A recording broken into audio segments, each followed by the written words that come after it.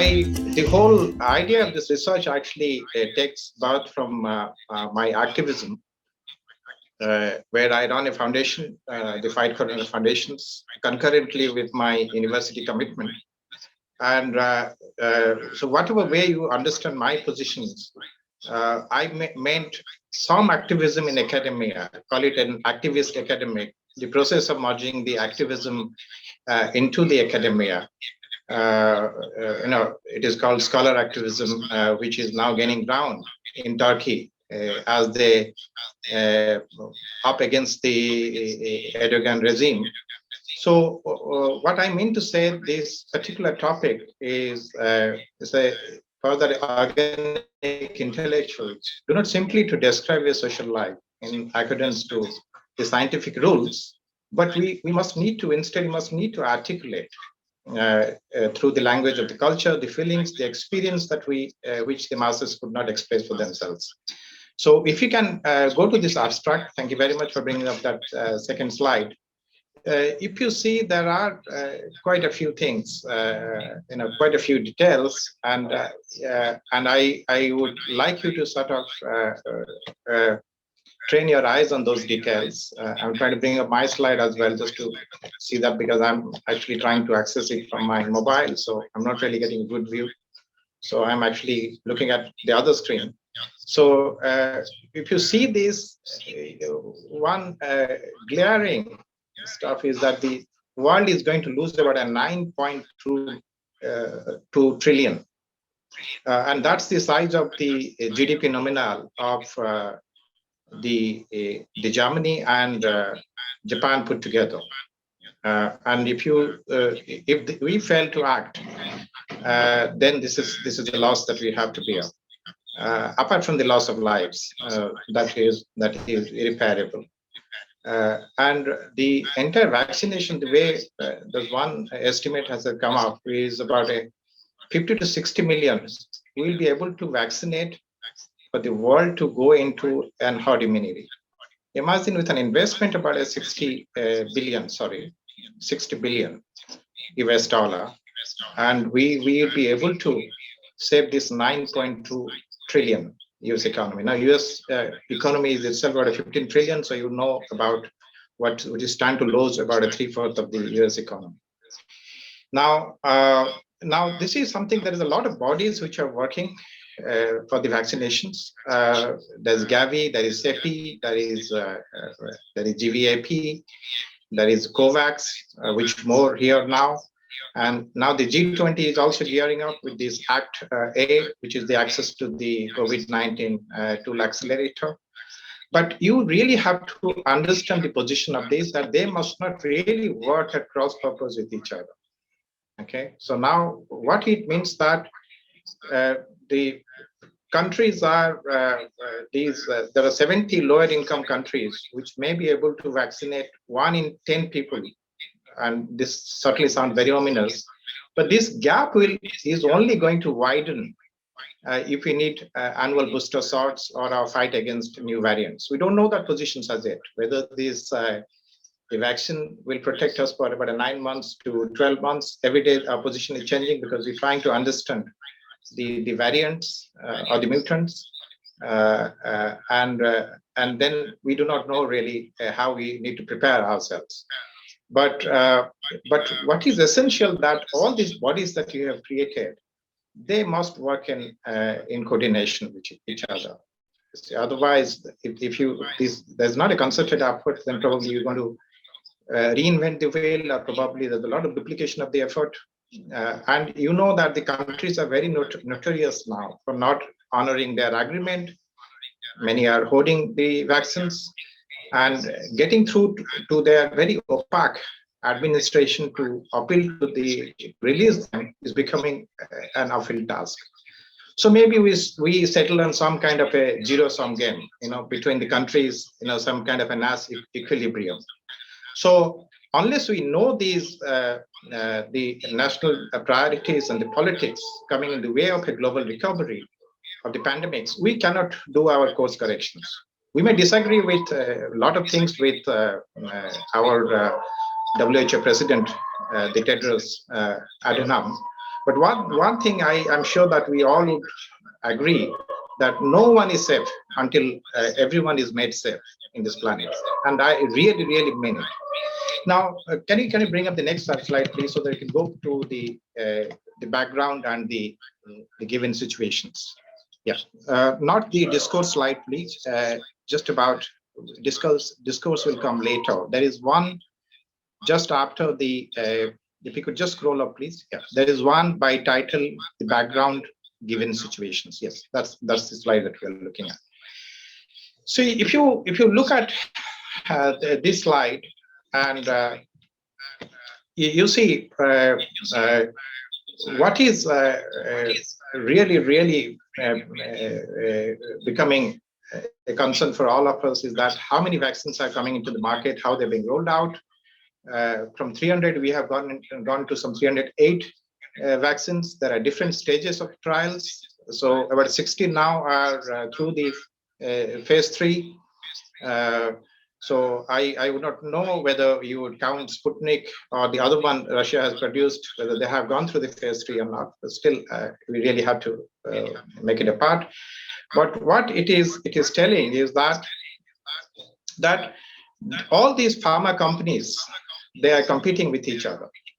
And what is the positions of these pharma companies? So that you really have to understand. Like, see some of these biggest pharma companies like AstraZeneca or Pfizer or the Moderna or the J&J. They all are producing in a huge quantity, but still it is not sufficient enough to vaccinate the majority of these countries, majority of the nations. Particularly, the vaccines are not reaching the middle and low income countries. So if you come to this slide, by December 20, you see more than 10 billion vaccine doses have been pre-ordered by the countries, but with about half of the doses are purchased by the high-income countries. So that comprises only about a 14% of the world populations. So we just have to understand that. But encouragingly, that is, let's stay with that for a second. So, is that encouragingly in the phase 3 trials, you see the several vaccines actually have demonstrated some kind of efficacy, and that's a good news for us. See, so by April 2021, these 16s are authorized by at least one national regulatory authority for the public use. And the technology is, there are 2 RNA vaccines. The Pfizer and the Moderna both are based on the RNA technology. And there are other technologies, which are the 5 are the viral vector vaccines, like the Sputnik, AstraZeneca, and J&J.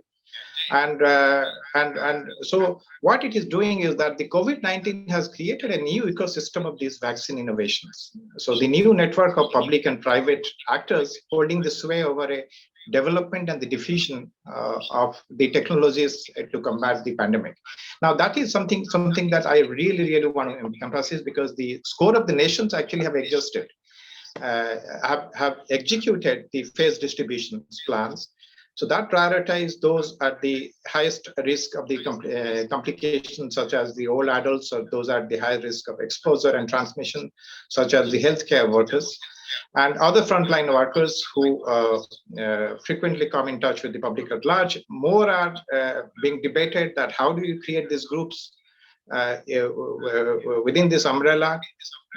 Journalists have been brought in as COVID warriors.